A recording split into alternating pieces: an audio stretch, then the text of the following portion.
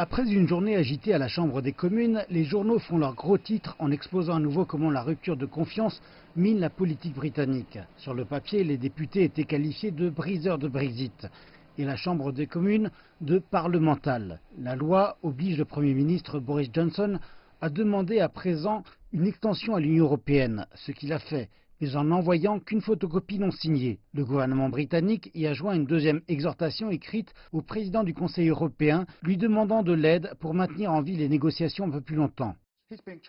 Il se comporte comme un gamin. La loi stipule très clairement qu'il devrait avoir signé une lettre conformément au droit. Il se comporte comme un gamin ici. Je ne pense pas que cela arrivera. Si nous aboutissons dans 11 jours sans accord, à cause de ce qu'il a fait avec les lettres, il en portera la responsabilité. Downing Street voit les choses différemment. Je pense que de nombreux spectateurs chez eux seront étonnés. Nous sommes en fait assurés un accord avec l'Union européenne, ce dont nombre de gens doutaient que le Premier ministre puisse faire. Il a obtenu cet accord.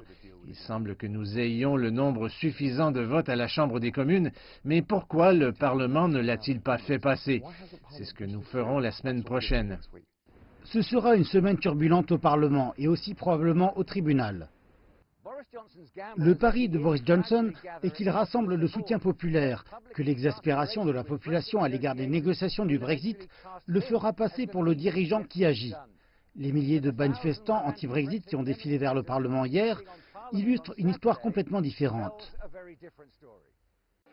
La ligne de front entre les partisans de la sortie et ceux du maintien n'a pas vraiment bougé depuis le vote historique de samedi au Parlement. Il y a cependant eu un léger mouvement. Dans les 3 votes précédents sur l'accord négocié par Theresa May, les députés avaient simplement dit non. Ce week-end, l'amendement Letwin de Differment a changé ce message en un pas encore. Selon bien entendu à qui vous vous adressez.